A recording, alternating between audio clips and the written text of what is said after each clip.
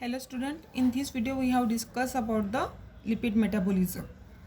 So lipid metabolism is the process that most of the fat ingested by the body is emulsified into the small particles by bile.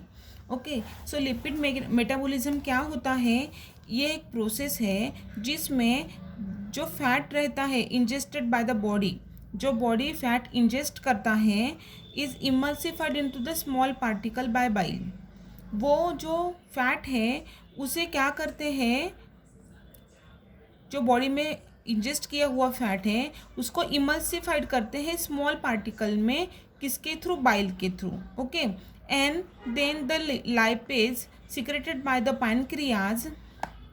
और lipase क्या है? एक enzyme है जो कहाँ पे secrete होता है?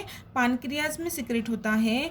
And small intestine hydrolyse the fatty acid into the fat into the free fatty acid and monoglyceride. ठीक है, देखो एक तो लिपिड में क्या होता है, लिपिड मेटाबॉलिज्म में ये एक प्रोसेस है जहाँ पे फैट जो बॉडी में इंजेस्ट किया है उसको इमल्सिफाइड करते हैं स्मॉल पार्टिकल में. किसके थ्रू? बाइल के थ्रू. ठीक है, and then the lipase secreted by the pancreas.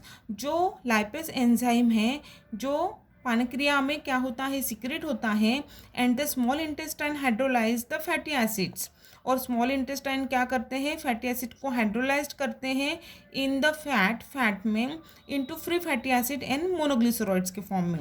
ठीक है, ये क्या है? लिपिड मेटाबॉलिज्म है. लिपिड मेटाबॉलिज्म में एक्चुअल ये प्रोसेस होती है.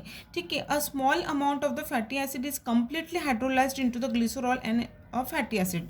जो स्मॉल फैटी एसिड रहते हैं वो कम्प्लीटली हाइड्रोलाइज्ड होते हैं ग्लिसरॉल में और फैटी एसिड में. Okay, then after the hydrolysis these small molecules such as the glycerol, short chain and the medium chain fatty acids are absorbed into the blood by the small intestine.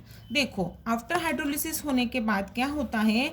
जो small molecule रहते हैं जैसे glycerol, ठीक है, वो क्या करता है? Short chain and the medium chain fatty acids are absorb into the blood. उसमें क्या होता है? जो short and medium chain fatty acid रहते हैं, ठीक है, वो क्या करेंगे? वो बॉडी में ब्लड में एब्जॉर्ब हो जाएंगे बाय द स्मॉल इंटेस्टाइन. किसके थ्रू? स्मॉल इंटेस्टाइन के थ्रू.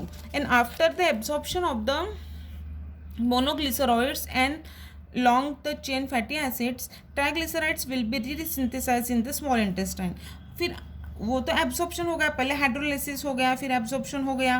ठीक है, एब्जॉर्प्शन होने के बाद आफ्टर एब्जॉर्प्शन के बाद मोनोग्लिसरॉइड्स और लॉन्ग चेन फैटी एसिड जो है एंड ट्राइग्लिसराइड है वो रीसिंथेसाइज्ड होते हैं. कहाँ पे? इन स्मॉल इंटेस्टिनल सेल में.